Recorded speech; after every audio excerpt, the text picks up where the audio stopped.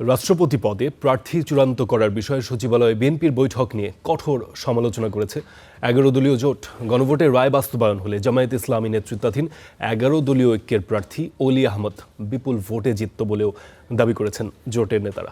জামায়াতে ইসলামী নেতৃত্বাধীন 11 দলীয় ঐক্যের পক্ষে অলি আহমদের মনোনয়নপত্র জমা দেওয়ার পর জামায়াতে ইসলামীর সহকারী সেক্রেটারি জেনারেল হামিদুর রহমান আজাদ এসব কথা বলেছেন। ঘোষিত তফসিল অনুযায়ী বৃহস্পতিবার রাষ্ট্রপতি নির্বাচনে মনোনয়নপত্র জমা দেওয়ার শেষ দিন।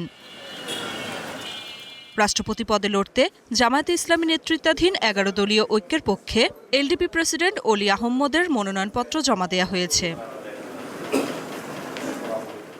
বৃহস্পতিবার বেলা 12টায় আগারগাঁও নির্বাচন ভবনে এ মনোনয়নপত্র জমা দেন 11 দলীয় ঐক্যজোটের নেতারা। মনোনয়নপত্র গ্রহণ করেন প্রধান নির্বাচন কমিশনার ও রাষ্ট্রপতি নির্বাচন 2026-এর নির্বাচনী কর্তা এএমএম নাসিরুদ্দিন।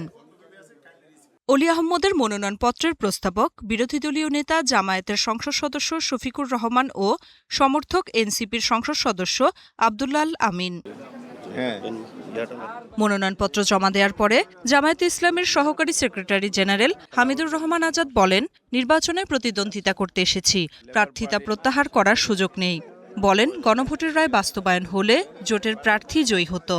গণভোটের রায় যদি বাস্তবায়ন হতো তাহলে আজকে আমরা আশা করতাম কর্নেল অলি সাহেব বিপুল ভোটে বিজয়ী হতেন, কারণ সংসদ সদস্যদের কাছে উনি একজন যোগ্য প্রার্থী। এ সময় সচিবালয়ে রাষ্ট্রপতি নির্বাচন নিয়ে বিএনপির স্থায়ী কমিটির বৈঠক নিয়ে কড়া সমালোচনা করে 11 দলীয় জোট। একটা বিষয়ে আমরা প্রতিবাদও করতে চাই। সচিবালয় হলো একটা নির্বাহী জায়গা, এখানে রাজনৈতিক দলের শীর্ষ বৈঠক হবে, শীর্ষ ফোরামের বৈঠক হবে, এটা অতীতের রেকর্ড আমাদের জানা নেই।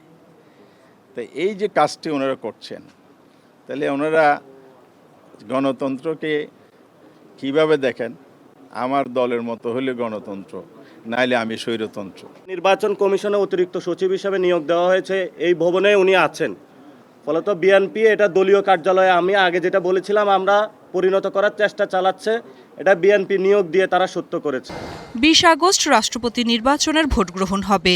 এ নির্বাচনে ভোট দেবেন 349 সংসদ সদস্য। Nafia Farzana, star news.